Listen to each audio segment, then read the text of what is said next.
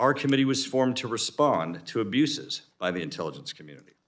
We were organized to protect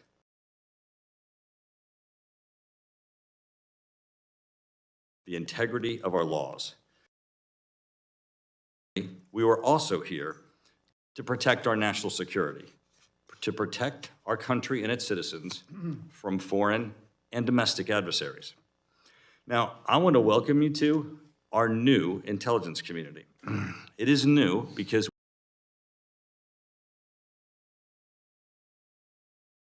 we have a renewed by an address by the Speaker of the House and by Minority Leader Jeffries, where he tasked each and every member of our committee to be dedicated to national security and to working together. I'm very pleased that Jim Haines and myself, my ranking member, are dedicated to that bipartisan cooperation and to the professionalism. No one is served by members of this committee fighting with each other. We are here to work together. It's what the American people deserve and what the American people expect. And we will not always agree, but through debate and dialogue, we will find solutions.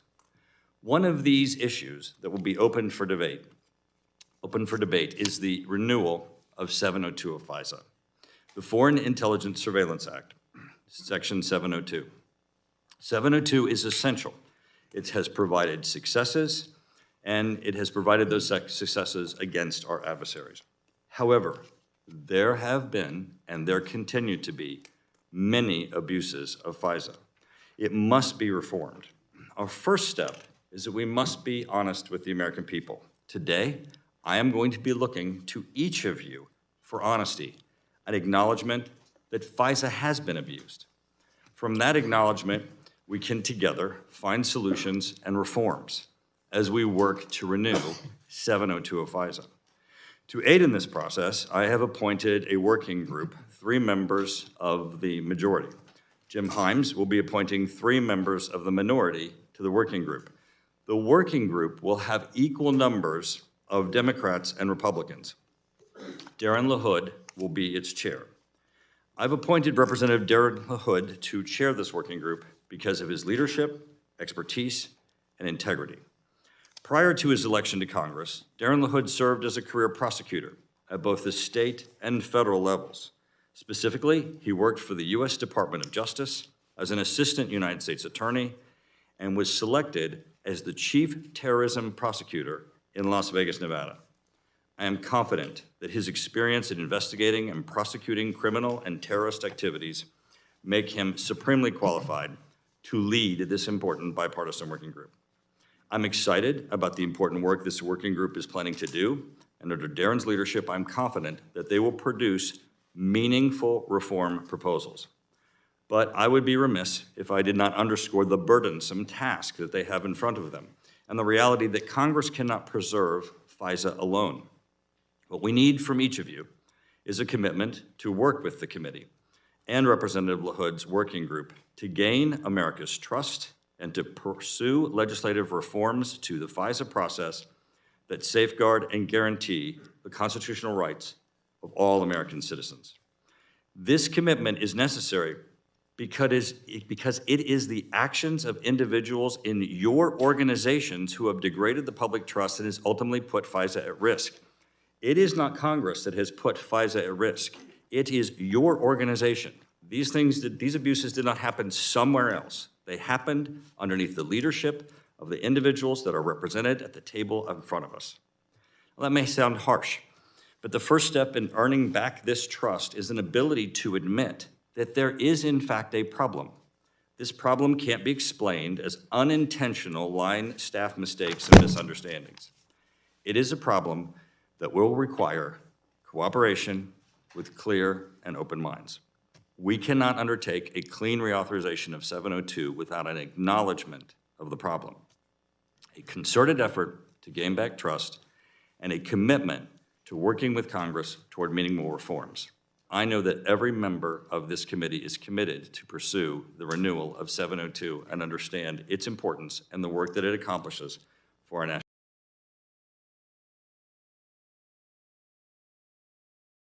security. With that, For the important work work that the intelligence community workforce does every day for our nation. The annual Worldwide Threats Open Hearing is a unique opportunity for the public to hear directly from intelligence community leadership about the latest assessments of the most pressing national security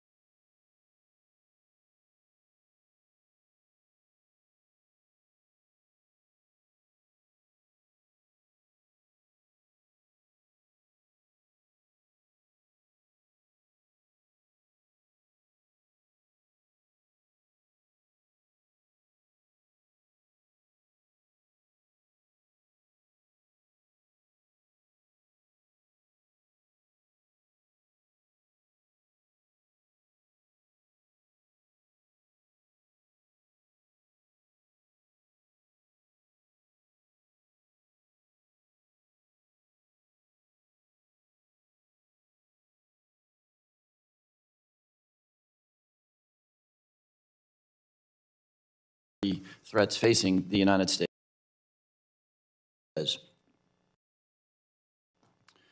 Which brings me to China, which is the central, I believe, strategic challenge we face in the world.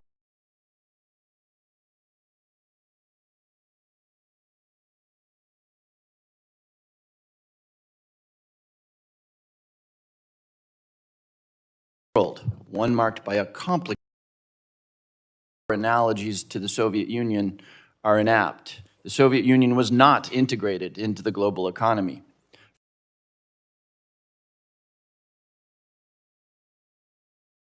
For all our discussion of decoupling, $1 billion. China currently holds close to $1 trillion of United States sovereign debt. So how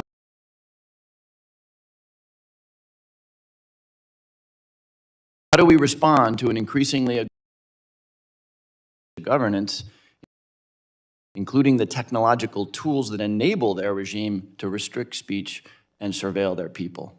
How well do we know Chinese thinking, intentions, red line, and weaknesses? As the policymakers navigate this difficult path, that will be an essential task for the intelligence community.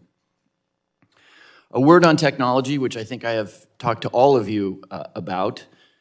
For the first time since the Manhattan Project in the late 1940s, we are not the clear technological leader. Innovation is happening elsewhere, and of course, innovation is happening at a rapid clip inside China. And we no longer live in the era of planes and tanks and battleships. Technology today means artificial intelligence, quantum computing, and biosynthesis. None of those are areas in which we want to be even a fast follower. We want to be at the point of the spear on innovation on those things. I concur with the chairman on 702. The people sitting here today understand that 702 authorities must be reauthorized. 702, unlike the Section 215 metadata collection program, is a 24/7, day-by-day essential tool to keeping this country safe. But the chairman's not wrong. The Congress, we have a long way to go to educating the Congress on precisely what those authorities are. I would note that many of the abuses that the chairman made reference to or misbehavior occurred not under FISA 702, but under other FISA authorities. And I note that just because we have a long way to go in educating the Congress of the United States and the people of the United States about exactly what it is that we're talking about. And you have a long way to go to validating my statement that this is a 24/7, day-by-day, essential tool to keeping the American people safe. So I look forward to our conversation, concur in the chairman's view that we are committed to pursuing the important work of this committee in a bipartisan, thoughtful, and constructive way, and welcome you again to testimony here today.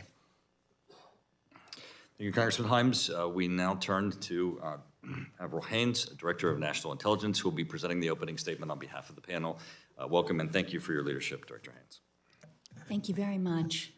Thank you, Chairman Turner, Ranking Member Haines, members of the committee. Thank you for the opportunity to be here today alongside my wonderful colleagues and on behalf of the extraordinary public servants we lead in the intelligence community to present the IC's annual threat assessment.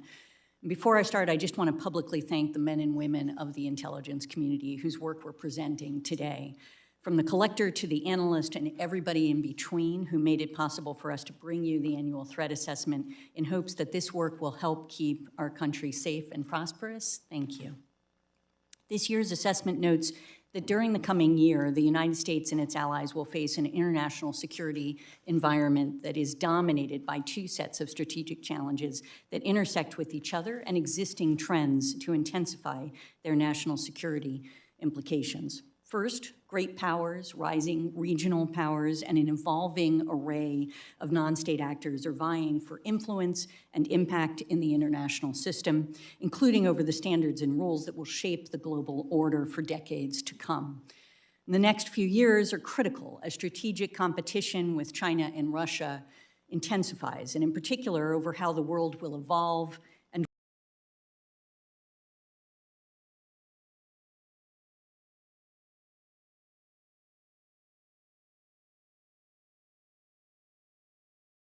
whether the rise of authoritarianism, economic needs made worse by energy and food security, as well as Russia's unprovoked and illegal invasion of Ukraine,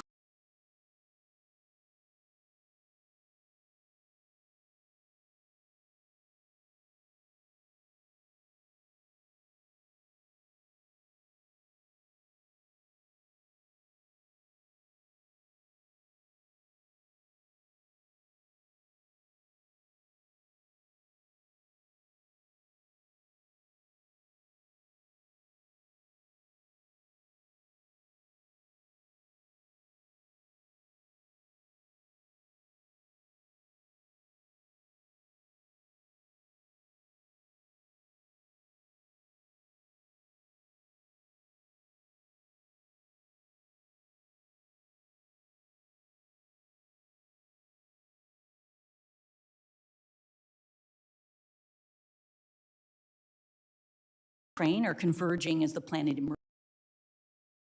Land, sea, and air claims in the region and its assertions of sovereignty over Taiwan.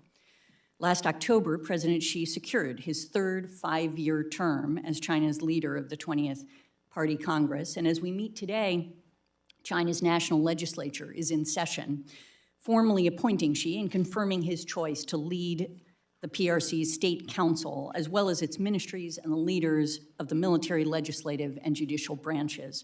And after more than a decade serving as China's top leader, Xi's control over key levers of power give him significant influence over most issues. Xi has surrounded himself with like-minded loyalists at the apex of the party's standing committee, China's highest decision-making body, and we assess that during the course of Xi's third term, they will together attempt to press Taiwan on unification, undercut U.S. influence, which they perceive as a threat, drive wedges between Washington and its allies and partners, and promote certain norms that favor China's authoritarian system. And you may have seen Xi's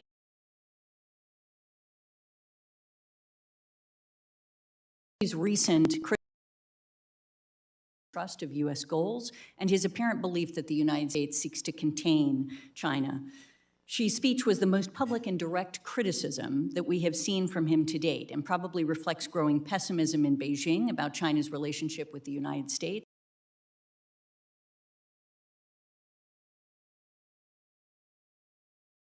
as well as Xi's growing worries in the United States. He also wants to message his populous and regional actors that the U.S. bears responsibility for any coming increase in tensions.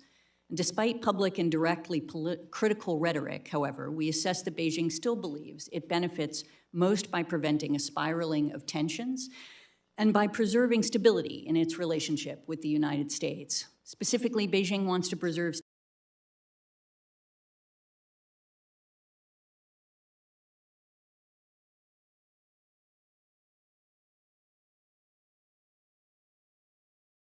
stability in East Asia, provocations, including the shoot-down of the PRC balloon. He wants a period of relative calm to give China the time and stability it needs to address domestic difficulties. Xi's principal focus is on domestic economic development, which is not assured. The IC assesses that China's long-term economic growth will continue to decelerate because China's era of rapid catch-up growth is ending,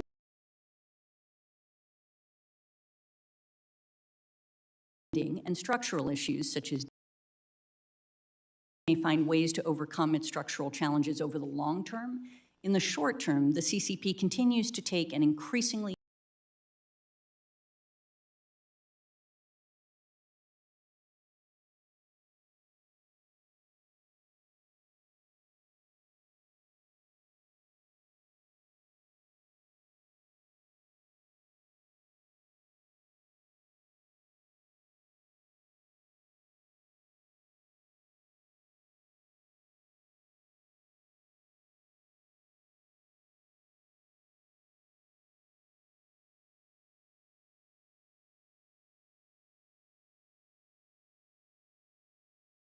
aggressive approach to external influence operations, including through the export of digital repression technologies.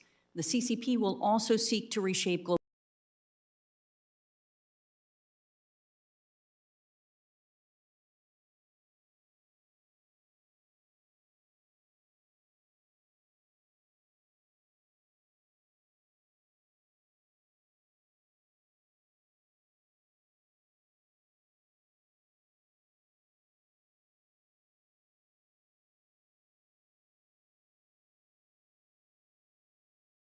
governance in line with his leadership globally and its intelligence-specific ambitions and capability make it our most serious and consequential intelligence rival.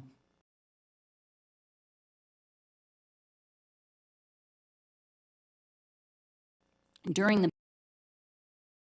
committee for the ATA annual threat assessment last year, it was only a few weeks after Russia's unprovoked and illegal invasion of Ukraine.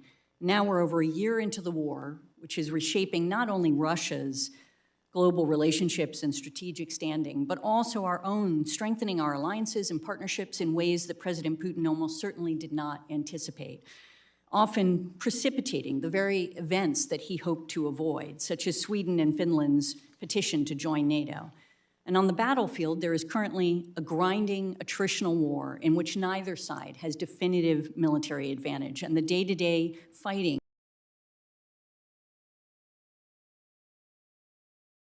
is over hundreds of meters on Bakhmut, which is not a particularly strategic objective, but are otherwise facing considerable constraints, including personnel and ammunition shortages, dysfunction within the military's leadership, exhaustion, and morale challenges. And even as the Russian offensive continues, and appears to be focused on more modest military objectives for now. Export controls and sanctions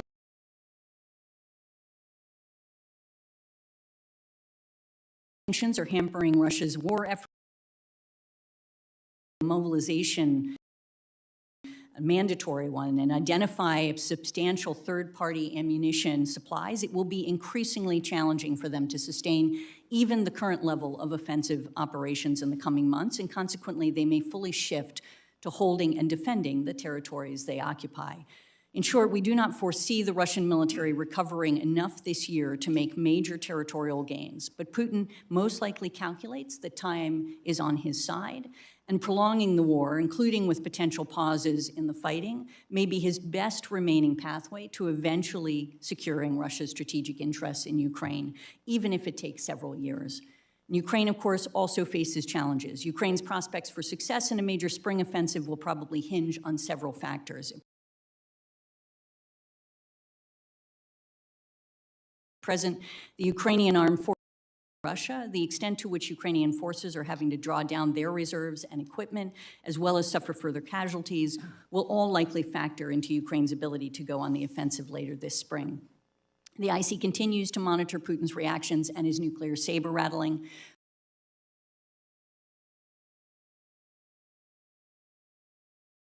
Our analysts assess conflict, and he probably still remains confident that Russia can eventually militarily defeat Ukraine and wants to prevent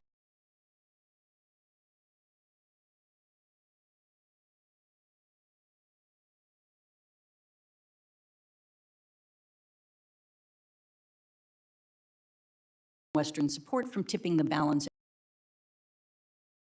since Russia invaded. There is widespread reporting of atrocities committed by Russian forces, including deliberate strikes against non-military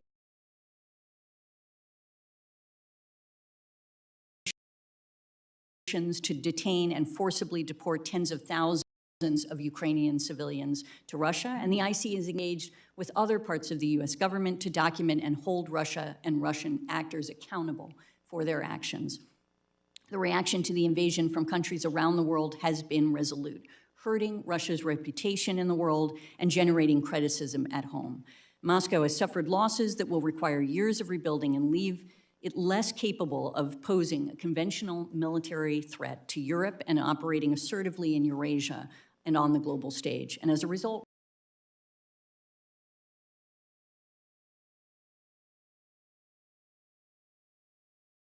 Russia will become even more reliant on asymmetric options such as nuclear, cyber. It also covers Iran, which continues to pursue its longstanding ambitions for regional leadership and is a threat to U.S. persons directly and via proxy attacks. Iran also remains a threat to Israel, both directly and indirectly through its support of Lebanese Hezbollah and other proxies. And most concerning, Iran has accelerated the expansion of its nuclear program, stating that it is no longer constrained by any JCPOA limits and has undertaken research and development activities that would bring it closer to producing the fissile material for completing a nuclear device following a decision to do so. North Korea similarly remains a proliferation concern as it continues its efforts to steadily expand and enhance its nuclear and conventional capabilities.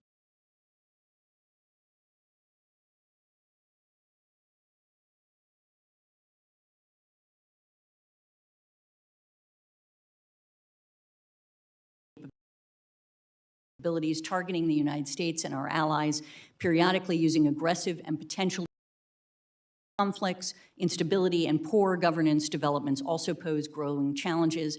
In Africa and the developing world, increased poverty, hindered economic growth, and widespread inequality are creating the conditions that are feeding domestic unrest, insurgencies, democratic backsliding, authoritarianism, and cross-border conflict spillover.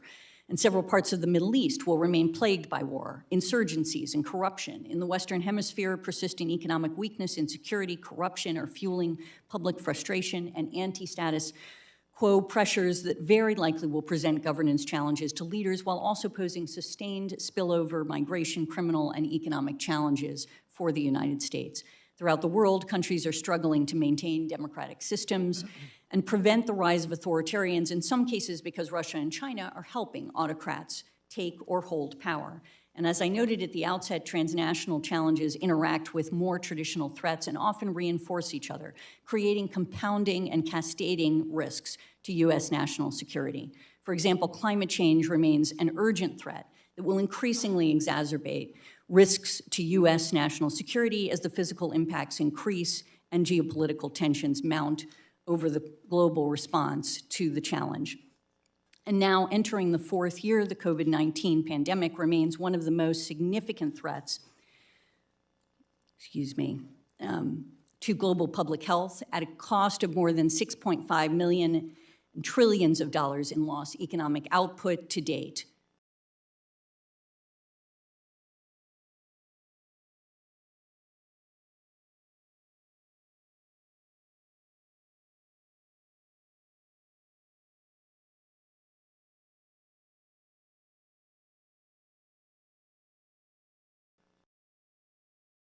In addition to direct effects of the pandemic, resultant economic human security, commodity prices fueled market volatility and contributed to food insecurity and financial instability. And the combination of elevated energy and foods prices has increased the number of individuals facing extreme poverty and food insecurity.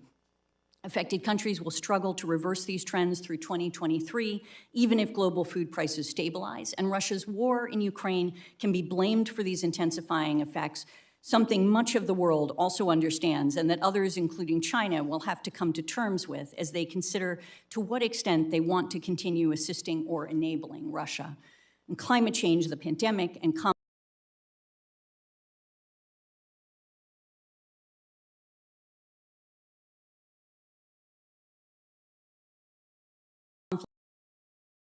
conflicts are exacerbating irregular migration, and in the Western Hemisphere, push and pull factors that print out on this. So I'm just going to grab my extra copy. Oh, for heaven's sakes. Okay. Transnational criminal organizations exploit migrants through extortion, kidnapping, and human trafficking, including sex trafficking and forced labor. And these organizations also continue to pose a direct threat through the production and trafficking of lethal illicit drugs, massive theft. In particular, the threat from illicit drugs is at historic levels, with the robust supply of synthetic opioids from Mexican TCOs continuing to play a role in driving American overdose to over 100,000 annually. And terrorism, of course, remains a persistent threat, but the problem and transnational, racially and ethnically motivated violent extremists movements in particular pose significant threats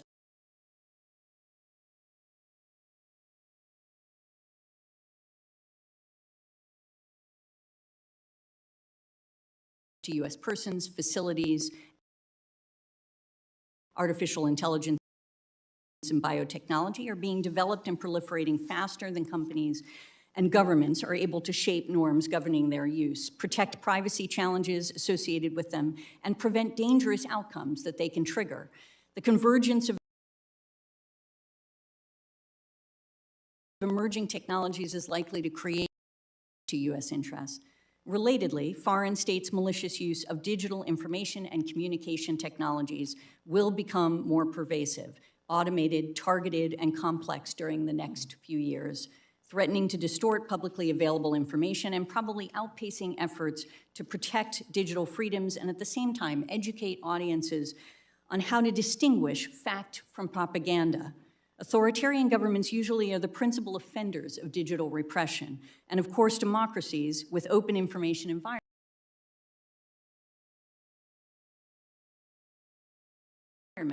are the most, and Ranking Member Haines discussed, will expire at the end of the year if Congress does not act, which is 702 of the Foreign Intelligence Surveillance Act.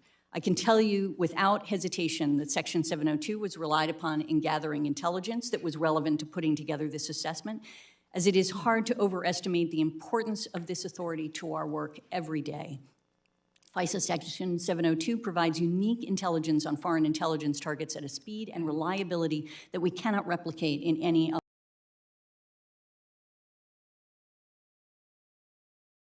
other authority. Section 702 allows the IC to acquire foreign intelligence from non-U.S. people located outside of the United States who are using U.S. electronic communication service providers. 702 is still vital to our counterterrorism mission, as evidenced by its key role in the U.S. government's operation against former al-Qaeda leader Ayman al-Zawahiri. But 702 is now principally relied upon for vital insights across a range of high-priority threats, including China, malicious cyber actors targeting U.S. critical infrastructure, weapons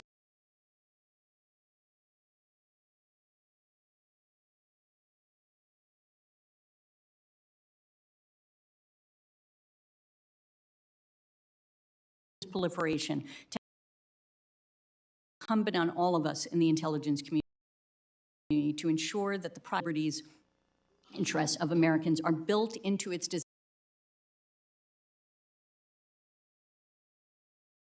design and implementation in order to do just that. And we welcome the opportunity to work with you on reauthorizing this critical authority and building in your trust. Thank you for your patience, and we'll look forward to your questions. Thank you. Well, Director Haines, it was incredibly impressive to watch you to continue to read your statement while looking through your file. I don't know that any of us would have been able to do that, but Director Burns for the win. That was great. As always. Yeah.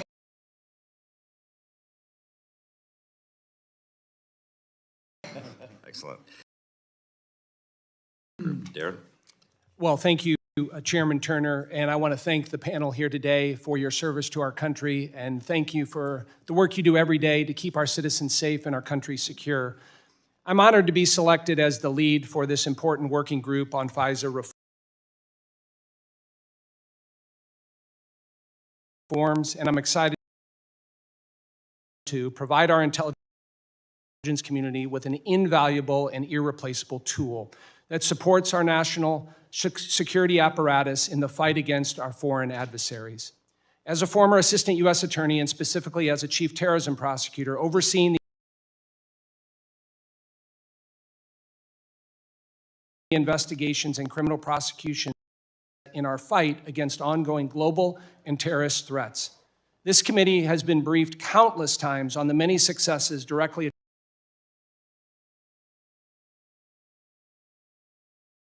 attributable to comment. I know General Nakasone last month, or I guess in January, you spoke to the Privacy and Civil Liberties Oversight Board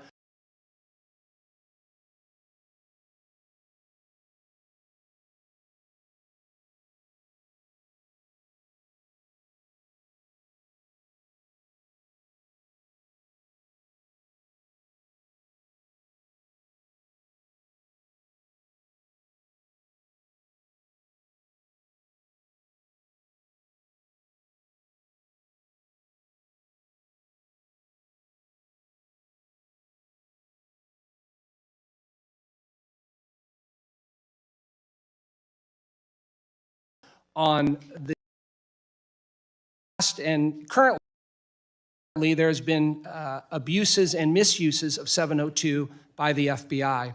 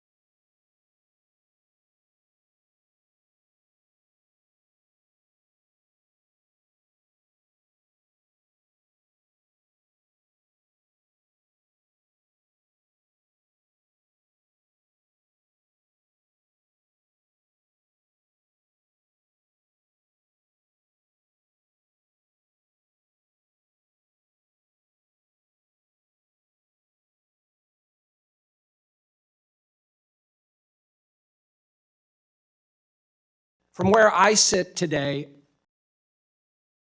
have to be addressed, and we have taken all sorts of steps that I could walk the committee through here to address that issue. And what's important to note about that is that all of the reports to date that have been shared with the public and I think with the Congress about 702 compliance issues all predate, that is the conduct at issue, predate all these reforms, which is why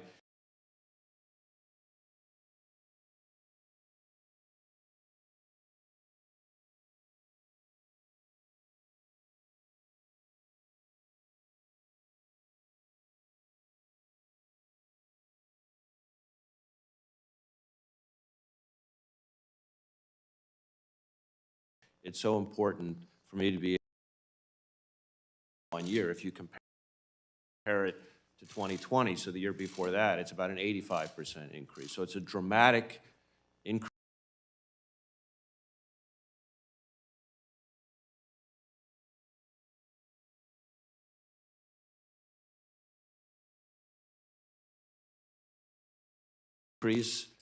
In the authorities.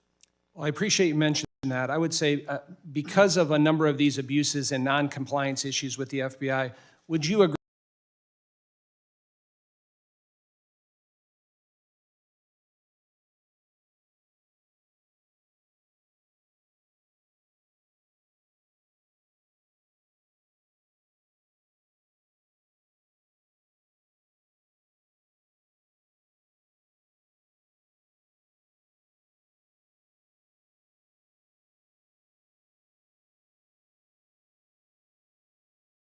that the FBI has a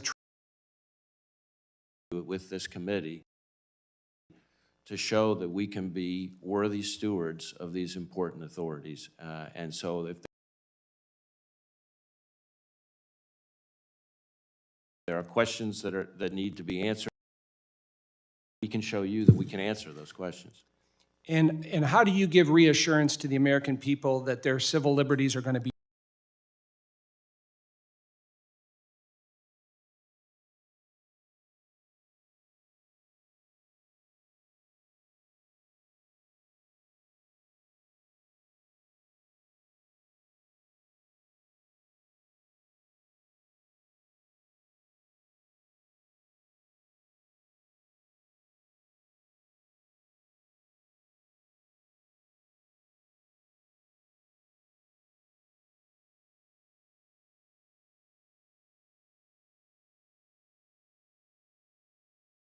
protected? Well, ultimately, in the long run, we want that office to take on other kinds of compliance too. But because of the importance of this issue, because of the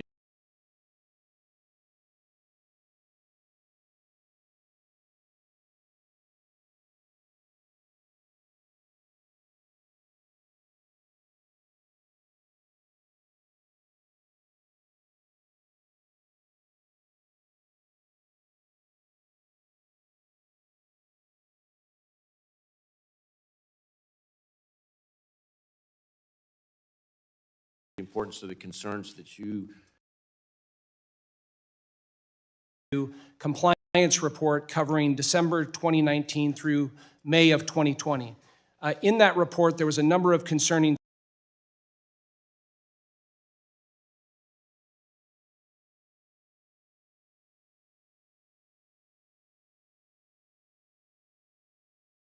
things that were brought forward. This specific incident described as follows. Quote, an intelligence analyst with the FBI conducted multiple queries using only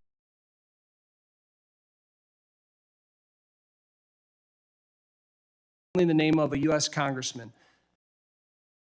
Unminimized FISA-acquired information, including Section 702 acquired products that were opened. FBI advised that no minimized FISA-acquired information was disseminated or used in any way. This was reviewed, obviously, by the National Security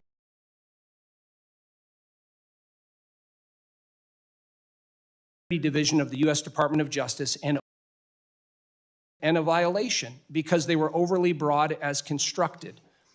I think that the report's characterization of this FBI analyst's action as a mere misunderstanding of querying procedures is indicative of the culture that the FBI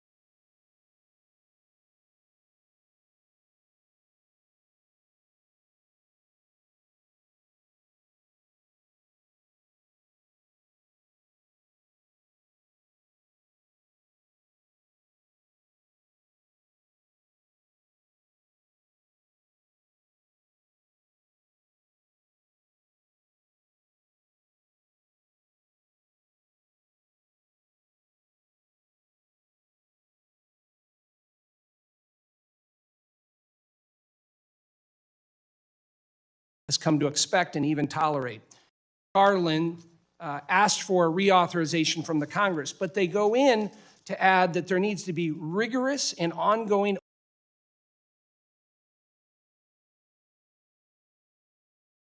oversight of the FBI, be evaluating and taking remedial action to address identified incidents of non-compliance by the FBI. I'd like to submit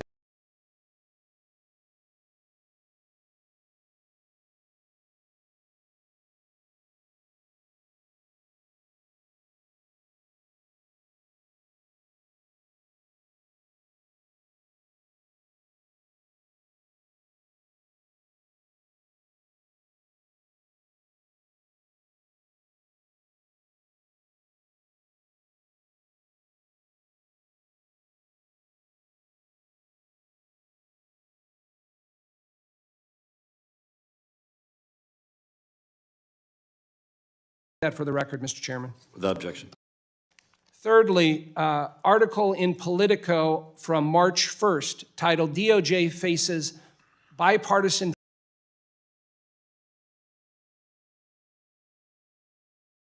Foulnix or Arm Inappropriate Use of 702. It talks about, in a sign of, I'll quote here, in a sign of odd political bedfellows in the House who are pushing reforms, conservative Congressman Andy Biggs and progressive member Pramila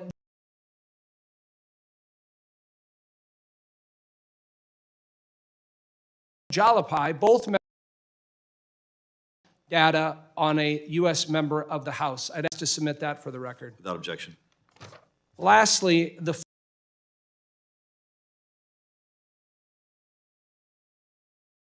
footnote that I mentioned that has been declassified states in there that the National Security Division of the U.S. Department of Justice and ODNI assessed, based on the facts and analysis of this FBI analyst, that these queries were not compliant because they were overly broad as constructed. I'd like to submit that for the record. Without objection. The bottom line is 702 deserves to be, but the FISA working group must and will pursue reforms and safeguards through this reauthorization process to help 702 to specifically counter China. Thank you, Representative. Specifically with respect to China, there are a number of ways in which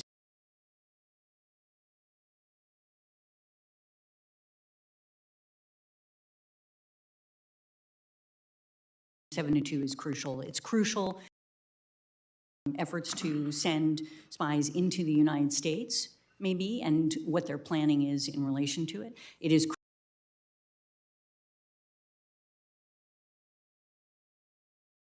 crucial in the context of understanding a whole range of issues, because it is effectively the most sort of effective way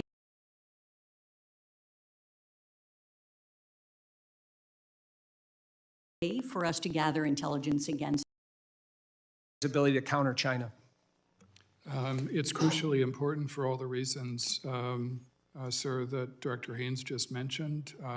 It also enables us to focus on efforts to evade sanctions, to steal intellectual property, to obtain sensitive technologies as well. And so in all those areas, it's extremely important.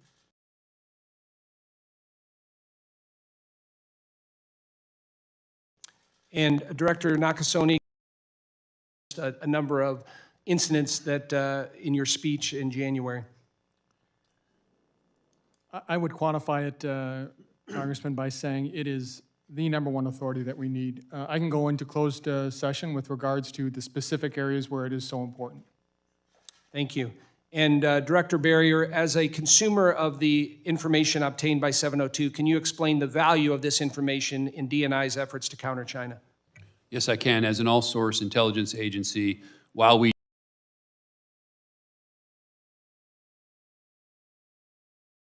don't do FISA collection, we certainly benefit. Thank you for that. In closing, I'm honored by Chairman Turner's selection as the chair of the FISA Working Group, and I'm energized to begin our bipartisan work with the Judiciary Committee and our Senate colleagues to reform and reauthorize this vital tool. I also look forward to working with all of you here before us today